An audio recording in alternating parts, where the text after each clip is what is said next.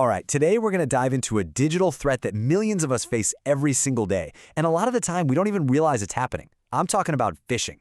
It's a huge online danger, but here's the good news. It's also a very avoidable one. So, let me ask you this. Have you ever gotten one of those emails? You know the ones, the subject line is in all caps, it's screaming that your account's been compromised or your payment failed and you have to act right now? Yeah, that sudden jolt of panic, that's exactly what these criminals are counting on. Okay, so if we want to avoid the trap, we first have to understand what we're actually up against. Let's start with the absolute basics. What is phishing, really? Well, at its core, phishing is basically a game of deception. It's a type of internet fraud where criminals put on a disguise. They pretend to be someone you trust, your bank, maybe Netflix, or even a coworker, all to trick you into handing over your sensitive info. We're talking passwords, credit card numbers, you name it. Now that might sound simple, but the way they pull it off can be incredibly sophisticated. So let's break down the anatomy of an attack. We're going to walk through the step-by-step process of a classic email phishing scam, just to see how it all works. Okay, so here's how the trap is sprung. Step 1, you get that urgent email, the one designed to make you panic. Step 2, they give you a handy little link to fix the problem. Step 3, that link whisks you away to a fake website, one that looks like a perfect clone of the real deal. And finally, step 4, you enter your username and password and boom, you've just handed your keys directly to the criminal.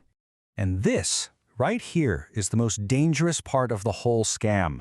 These fake websites can look identical to the real thing. I mean, they'll have the same logos, the same colors, the exact same layout. They are literally engineered to fool you into a false sense of security right when you're at your most vulnerable. But here's the thing. Phishing doesn't just happen through email. Oh no. These criminals use all sorts of channels to get to their targets. So, let's take a look at the many different faces of phishing. Right, so you've got your classic phishing, which uses email. But then there's vishing, that's voice phishing that happens over the phone, and smishing, which is just phishing that comes through as an SMS or text message. You see the pattern here? The goal is always the same, to steal your stuff, it's just the method of contact that changes. Okay, let me give you a classic phishing scam example. The attacker calls you up, pretending to be from tech support, maybe from Microsoft or Apple. They'll insist your computer has a virus and that they need remote access to fix it.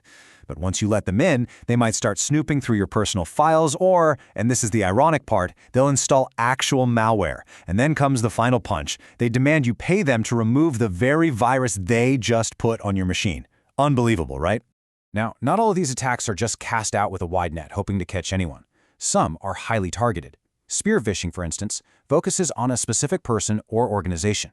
It uses personal details about you to make the scam way more convincing. And then there's whaling. That's a type of spear phishing that goes after the big fish. Think CEOs, company owners, where the potential payoff for the criminal is just massive. I know, that all sounds pretty intimidating, but here's the good news. There are very real, very concrete steps you can take to protect yourself. So, it's time to build your digital defense plan. And that brings us to the most important question of all, doesn't it? How do you actually protect yourself against a phishing attack? How do you stop it in its tracks? Your first and maybe your most important line of defense is your mindset. You've got to be skeptical. These attacks are designed from the ground up to trigger your emotions and rush you into making a mistake. Just remember this. Legitimate companies almost never pressure you to act with that kind of crazy urgency. So take a breath, think before you click. All right, defense number 2. This is a simple but incredibly effective habit to get into. You see a link in an email, and it says something like, "Click here to fix your account." Seems harmless enough, right? But what if you just hover your mouse cursor over it? Without clicking, just hover. Suddenly, you see the link's true destination. And yep, that's the trap.